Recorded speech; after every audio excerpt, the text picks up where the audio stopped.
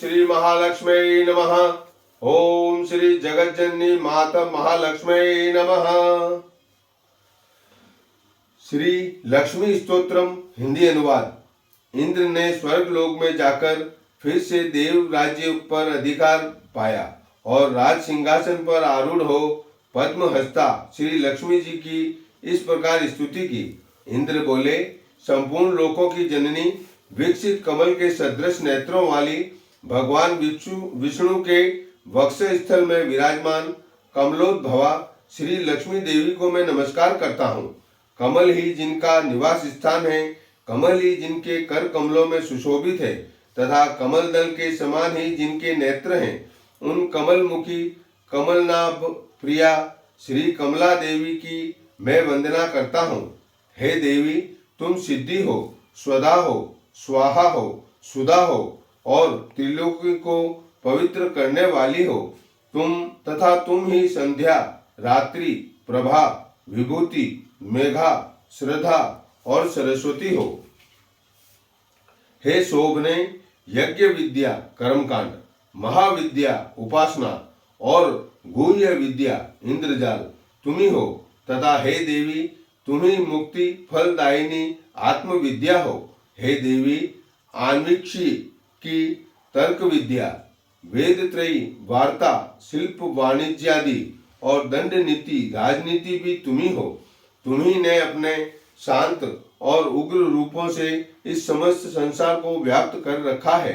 हे देवी, तुम्हारे बिना और ऐसी कौन स्त्री है जो देव भगवान गदाधर के योगी जन चिंतित सर्व यज्ञ में शरीर का आश्रय पा सके। हे देवी, तुम्हारे छोड़ देने पर संपूर्ण त्रिलोकी नष्ट प्राय हो गई थी, तब तुम्ही ने उसे पुनः जीवन दान दिया है। हे महाभागे, स्त्री, पुत्र, ग्रह, धन, धान्य तथा सुहृद ये सब सदा आप ही के दृष्टिपात से मनुष्य को मिलते हैं। हे देवी, तुम्हारी कृपा दृष्टि के पात्र पुरुषों के लिए शारीरिक आरोग्य, ऐश्वर्य, शत्रु पक्ष का नाश और सुख आदि कुछ भी दुर्लभ नहीं है। तुम संपूर्ण लोकों की माता हो और देव भगवान हरि पिता हैं। हे मातः, तुमसे और श्री विष्णु भगवान से यह सकल चराचर जगत व्याप्त है। हे सर्व पावनी मातेश्वरी, हमारे कोष, खजाना, गोष्ठ, पशुशाला, ग्रह, भोग, सामग्री, शरीर और स्त्री आदि को आप कभी न त्यागें, अर्थात इनमें भरपूर रहें।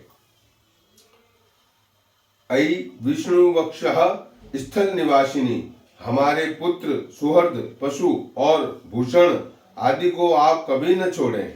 हे कमले, जिन मनुष्यों को तुम छोड़ देती हो, उन्हें सत्व, मानसिक बल, सत्य, सोच और शील आदि गुण भी शीघ्र ही त्याग देते हैं।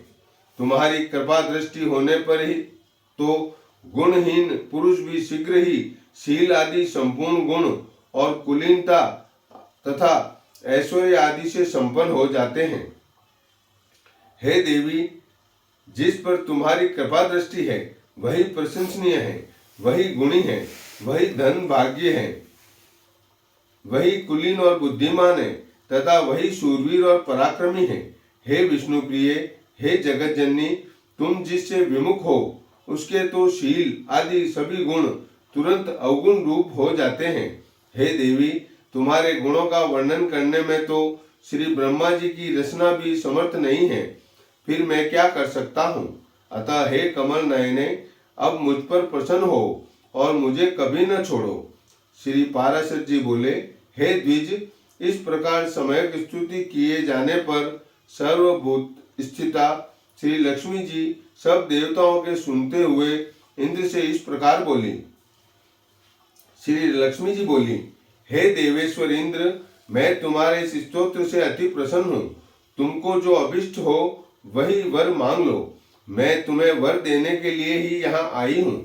इंद्र बोले, हे देवी, यदि आप वर देना चाहती हैं और मैं भी यदि वर पाने योग्य हूँ, तो मुझको पहला वर तो यही दीजिए कि आप इस त्रिलोकी का कभी त्याग न करें और हे समुद्र संभवे, दूसरा वर मुझे यह दीजिए कि जो कोई आपकी स्तुति से स्तोत्र से स्तुति करे उसे आप कभी न त्यागें।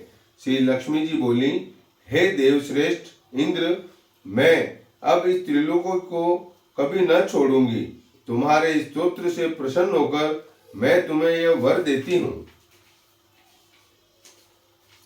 जो कोई मनुष्य प्रातःकाल और सायंकाल के समय इस स्तोत्र से मेरी स्तुति करेगा उससे भी मैं कभी विमुख न होऊंगी।